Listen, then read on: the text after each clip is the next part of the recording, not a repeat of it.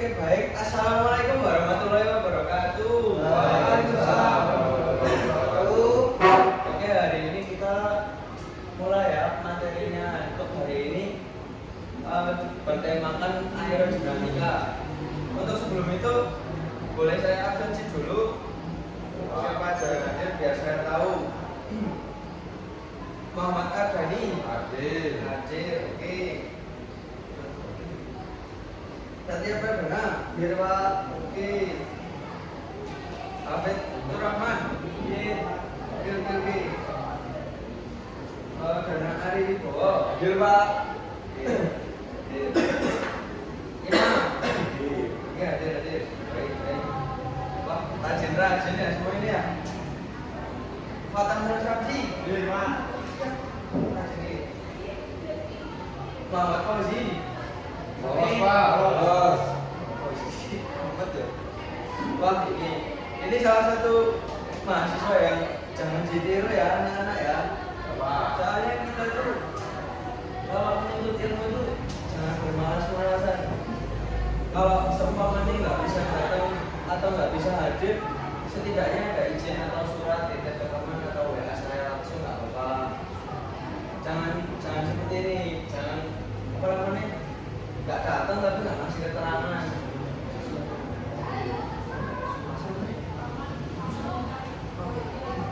Oke, untuk sebelum itu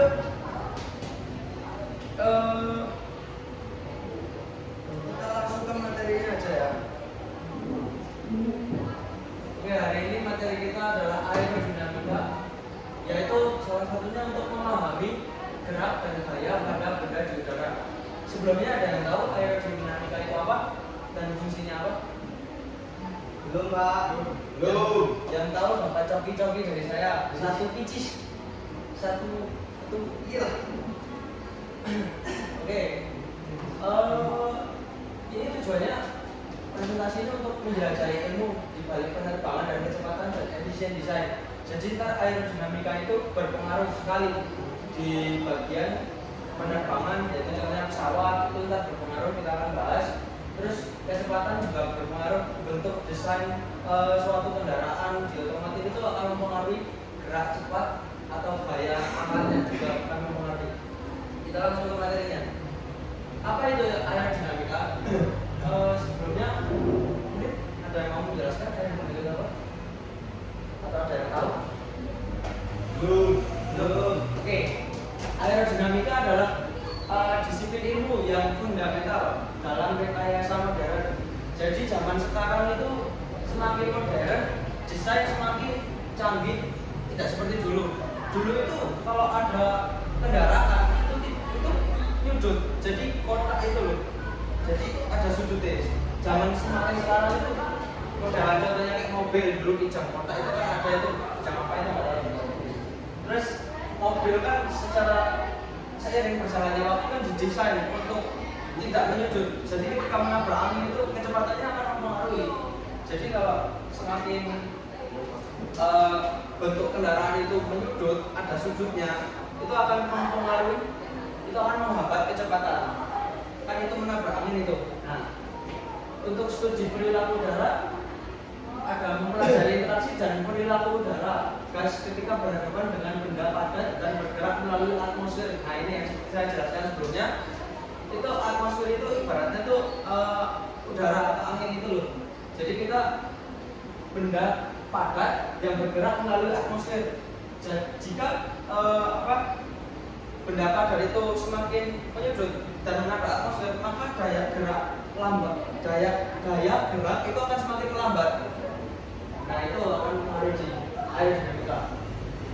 Dengan cabang mekanika fluida secara spesifik berfokus pada dinamika aliran udara dan gaya aerodinamis yang dihasilkan dari interaksi tersebut.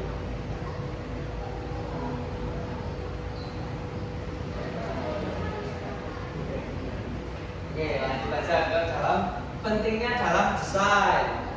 Penerapan krusial dalam desain pesawat, kendaraan berkecepatan tinggi, turbin angin, dan teknologi transportasi lainnya. Penerapan krusial di desain pesawat. Pesawat itu didesain eh, emang untuk menyesuaikan fungsi sistem aerodinamika. Jadi kan gini nih, kawan, terus ada gini nih. Nah itu penting itu bagian atasnya itu. Makanya desain pesawat itu nggak asal. Semakin kesini semakin canggih. Mungkin dulu pesawat itu makanya turbin karena aerodinamikanya dari situ.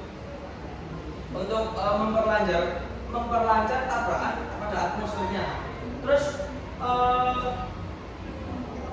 semakin seiring berjalannya waktu kan semakin modern, semakin canggih menggunakan engine yang lebih canggih mungkin ya. Jadi tenaganya bisa diandalkan dari engine, terus kita tinggal menyeimbangkannya dengan desainnya. Yang sekarang ini kan desainnya modelannya ada ini loh, apa namanya, di sayap nih, terus ada ini itu loh. Nah itu kan modelnya pakai itu, kalau dulu pakai turbin. Semakin kesini semakin canggih. Untuk selanjutnya ada hukum Newton dalam aerodinamika. Ketiga hukum gerak Newton menjadi dasar untuk memahami bagaimana gaya-gaya aerodinamis beroperasi pada benda yang bergerak. Sebelumnya ada tahu hukum Newton itu apa? Lupa Pak. Beda saja. Hukum pertama adalah inersia. Hukum inersia adalah benda akan mempertahankan keadaan diam atau gerak lurus beraturan kecuali dipengaruhi oleh gaya luar. Ini menjelaskan kenapa pesawat memerlukan gaya dorong terus untuk mengatasi gaya hambat roda. Lanjut untuk hukum kedua ada OFMA. Percepatan suatu benda berbanding lurus dengan gaya yang bekerja padanya dan berbanding terbalik dengan masanya. Gaya dorong harus lebih besar dari gaya hambat agar pesawat dapat berakselerasi. Jadi gaya itu kan antara kendaraan sama atmosfer itu ada dua gaya yang saling bertolakan. Tenaga yang dari pesawat ini tuh harus lebih gede. Jadi kalau semisal tenaga dari mesin pesawat ini kurang, terus kalah sama gaya tenaga dorongan yang ditabrak dari atmosfer itu ntar nggak akan jalan dan mungkin bisa jatuh. Makanya di sini ada keterangan gaya dorong harus lebih besar dari gaya hambat. Gaya hambat itu ya gaya yang ditabrak. Contohnya atmosfer berbentuk udara itu. Mungkin itu supaya itu pesawat bisa berakselerasi, bisa maju gitu loh, nggak lambat terus menetap itu nggak banget gitu. Terus ada hukum ketiga. Hukum ketiga ada aksi reaksi. Setiap gaya aksi menimbulkan gaya reaksi yang sama besar dan berlawanan arah. Prinsip ini mendasari gaya dorong yang dihasilkan oleh mesin jet yang mendorong massa udara ke belakang. Itu seperti yang saya jelaskan sebelumnya. Baru ini aja. Lanjut ada prinsip Bernoulli atau rahasia terbang pesawat. Nah, pesawat terbang itu ada rahasianya. Yang pertama itu aliran udara berbeda. Sayap airfoil dirancang agar udara yang mengalir di atas permukaan melengkung bergerak lebih cepat daripada udara di bawah permukaan yang lebih mendatar. Nah, ini fungsinya yang saya jelaskan tadi. Bagian ujung pesawat itu ada ini sayap airfoil. Ini di sini dijelaskan bahwa permukaan melengkung bergerak lebih cepat daripada udara di bawah. Jadi itu perkenaan permukaan melengkung ini tuh buat perkadaan intinya tuh kalau nggak ada ini pesawat tuh kayaknya nggak ini nggak ini ya nggak stabil ya, betul. 100 untuk dapat motor pesan. Terus penurunan tekanan menurut prinsip Bernoulli, peningkatan kecepatan aliran fluida menghasilkan penurunan tekanan yang statis. Terus ada gaya angkat atau lift. Perbedaan tekanan ini, tekanan rendah di atas dan tekanan tinggi di bawah menciptakan gaya neta ke atas yang dikenal sebagai gaya angkat. Nah, kalau nggak ada gaya angkatnya pesawat nggak bisa terbang juga. awan itu loh yang mau terbang. Terus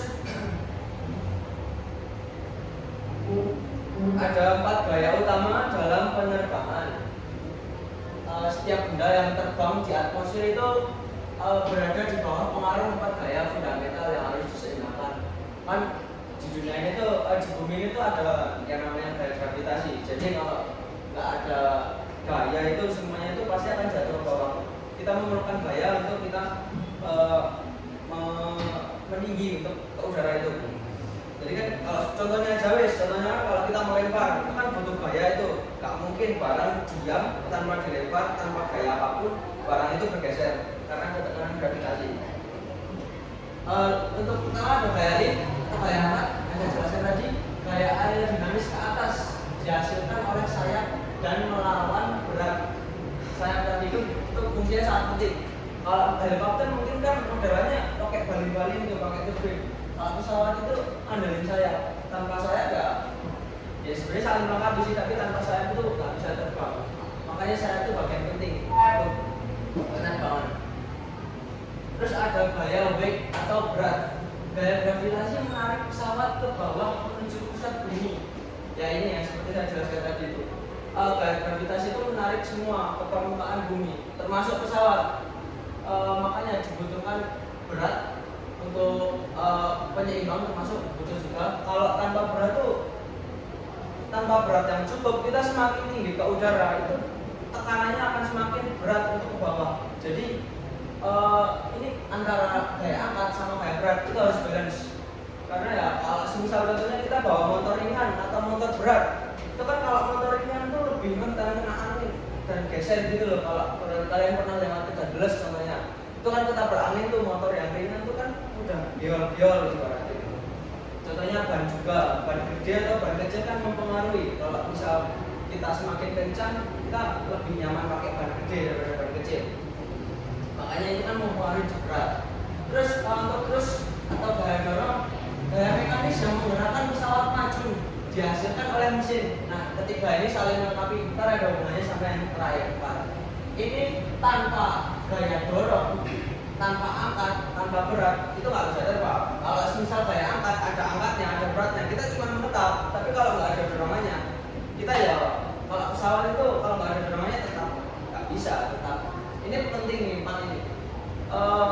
Dan terutama seperti yang saya bilang tadi itu gaya dorong itu harus lebih kuat, lebih besar daripada gaya tabrak, gaya lawan itu, gaya atmosfer yang tadi itu. Terus ada yang terakhir gaya drag atau gaya hambat. Nah ini yang tadi gaya drag atau gaya hambat itu harus lebih kecil daripada ini. Catatan gaya drag atau gaya hambat itu tidak bisa diprediksi. Ini termasuk udah hukum alam ya. Gaya hambat itu udah diatur sama yang kuasa. Jadi ini tuh prinsip iklim lah. Kadang misal itu badai atau angin puting beliung. Dari trus atau dari trus ini atau gaya dorongnya kurang prepare. Misal gaya dorongnya udah distandarkan buat standar berjalan ke menuju kemana gitu. Tapi nggak ada prepare buat gaya hambat yang mungkin tiba-tiba bisa akan datang. Contohnya badai atau apa. Itu ya ini bahaya ini. Makanya perlu diantisipasi lah buat tercegahnya kecelakaan. Gaya ini harus lebih besar daripada gaya ini. Jika tidak, maka tidak akan berjalan juga. Untuk penerbangan stabil, lift harus seimbang dengan wake. Nah, ini balance. Kalau enggak ya mungkin bisa terjadi kecelakaan juga. Dengan wake dan terus harus seimbang dengan berat. Nah, wake mana? Wake itu berat, terus ini harus seimbang dengan berat. Bahkan harus lebih. Kalau ingin kecepatannya semakin kencang, kayak ini sama ini harus lebih dari ini. Setidaknya kalau seimbang ada dari gaya lift, gaya angkat, gaya berat, gaya dorong itu tetap bisa maju karena 2 versus 1.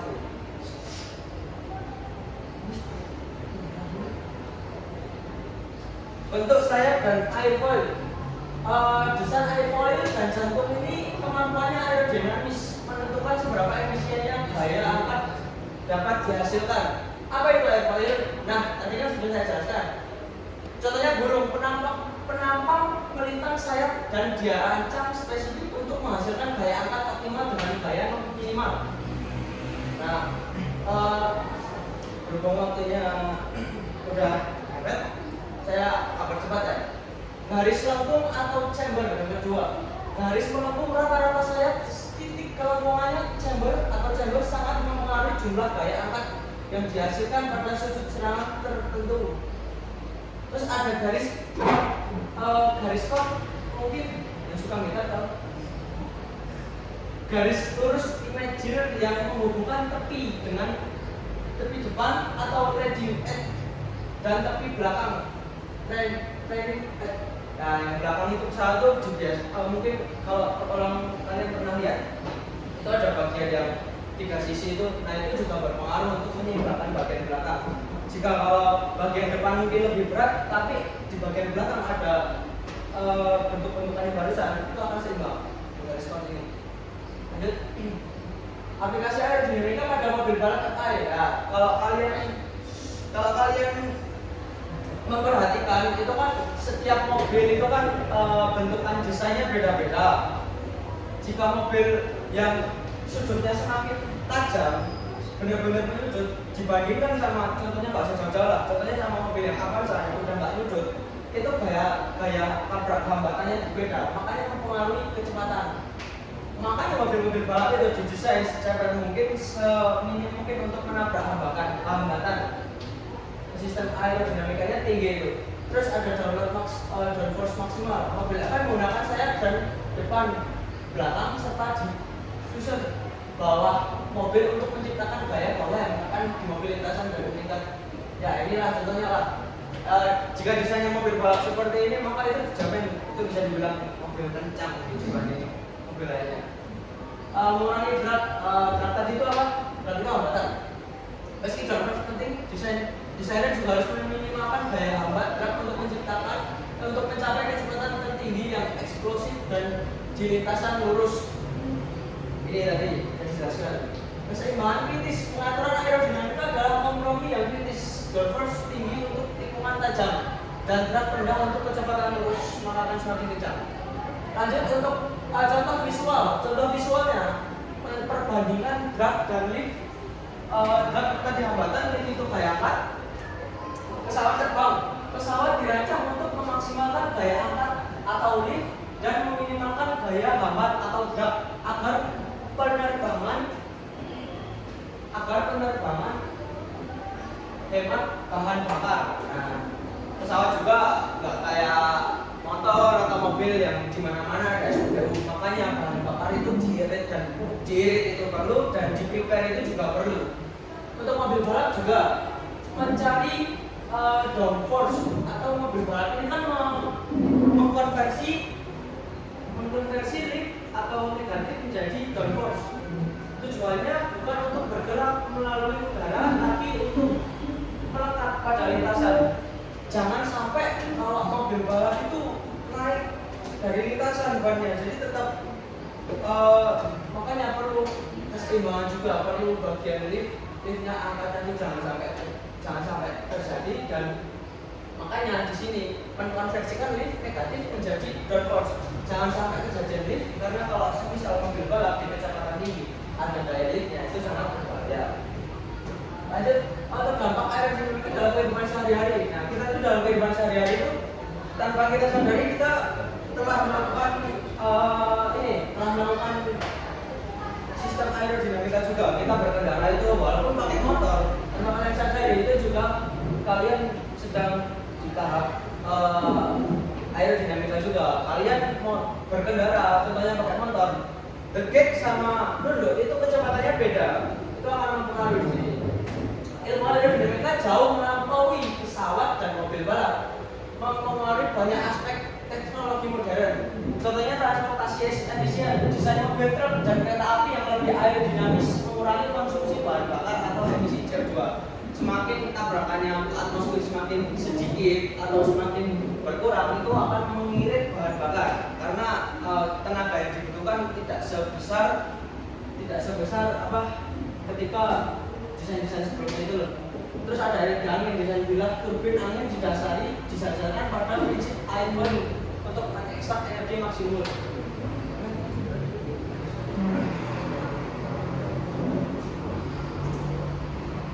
Kesimpulannya, nah semua yang saya jelaskan tadi ada kesimpulannya. Aerodinamika adalah kunci inovasi transportasi dan teknologi. Ya bayangin aja, jika kalian tidak menemukan kecanggihan yang sekarang ini, mungkin kalian masih ke bawah budaya yang dulu, yang desainnya kayak seperti itu akan berpengaruh juga. Itu sangat menguntungkan bagi kita. Jadi kita kalau menemukan desain yang dulu itu mungkin kita sekarang udah boros bahan bakar, semakin kesini bahan bakar semakin mahal. Makanya ini sangat menguntungkan untuk kita. Ada kesimpulannya untuk gaya fundamental tadi, keseimbangan antara lift itu gaya angkat, terus weight itu berat, thrust itu tadi itu apa ya? Thrust itu dorong dan drag itu hambat. Menentukan penerbangan keempat itu tuh harus balance. Bahkan kalau bisa dragnya itu yang rendah. Kalau semisal ada jalur yang mungkin badai itu ada zona merah di Google atau di radar itu harus hindari itu. Terus untuk tabung prinsip Bernoulli, dasar matematika untuk memahami hubungan antara kecepatan dan aliran tekanan. Terus ada drag atau udara, peningkatan efisien bahan bakar yang dapat dicapai dengan pengurangan drag yang minimal. Ini yang saya jelaskan tadi. Drag itu gaya hambat harus minimal, harus lebih dominan ke bagian trasnya, dorong. Dan terus dari desain sayap pesawat yang menghasilkan gaya angkat hingga downforce pada mobil balap yang saya jelaskan tadi, yang meningkatkan cengkeraman aerodinamika terus mendorong batas-batas fisika dan rekayasa. Aerodinamika itu didasari oleh rumus fisika yang saya juga belum mempelajarinya. Lanjut. Oke, cukup sekian penjelasan dari saya, presentasi dari saya. Mungkin ada pertanyaan? Mungkin ada pertanyaan dari murid-murid? Belum ada? Cukup? Oke, cukup. Jika cukup, saya akhiri materi ini ya. Jika ada penjelasan dari saya yang kurang jelas atau kata-kata yang belibet, kurang berkenan, mungkin tanpa saya sadari, mungkin perkataan saya telah menyindir kalian atau melukai kalian, saya minta maaf yang seterus-terusnya. Sekian dari saya, terima kasih. Assalamualaikum warahmatullahi wabarakatuh.